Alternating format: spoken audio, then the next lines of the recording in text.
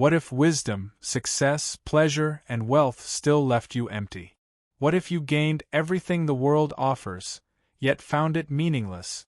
That question sits at the heart of the Book of Ecclesiastes. Ecclesiastes is one of the most honest books in the Bible. It doesn't sugarcoat life. Instead, it forces us to wrestle with reality as it is. While the book never directly names its author, many clues point to King Solomon, the wisest man who ever lived. Written near the end of his reign around 935 BC, Ecclesiastes reads like the reflections of a man who had everything, yet discovered that something was still missing. The writer calls himself the preacher or the teacher, and his message is blunt.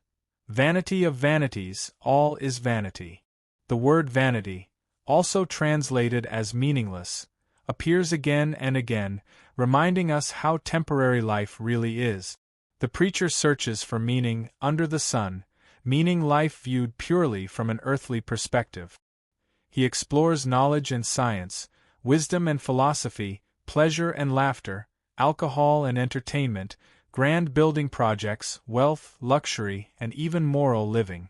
Yet after surveying everything his hands had done, he reaches a painful conclusion: it was all like chasing the wind. Nothing truly lasted. Nothing truly satisfied. With wisdom came sorrow. With knowledge came grief. The preacher realizes that even humanity's greatest achievements eventually fade. Death comes to both the wise and the foolish. Life without God feels unfair, frustrating, brief, and ultimately empty. But Ecclesiastes doesn't end in despair.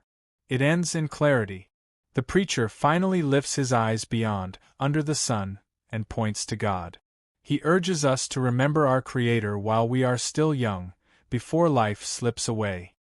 His final conclusion is simple but powerful: fear God and keep His commandments, for this is the whole duty of man. Ecclesiastes ultimately points us to Christ, the true answer to life's emptiness. God placed eternity in our hearts, and only Jesus satisfies that longing. Without Him, life is meaningless. But with Him, life becomes a shadow of greater glory to come. True meaning isn't found in things, it's found in God.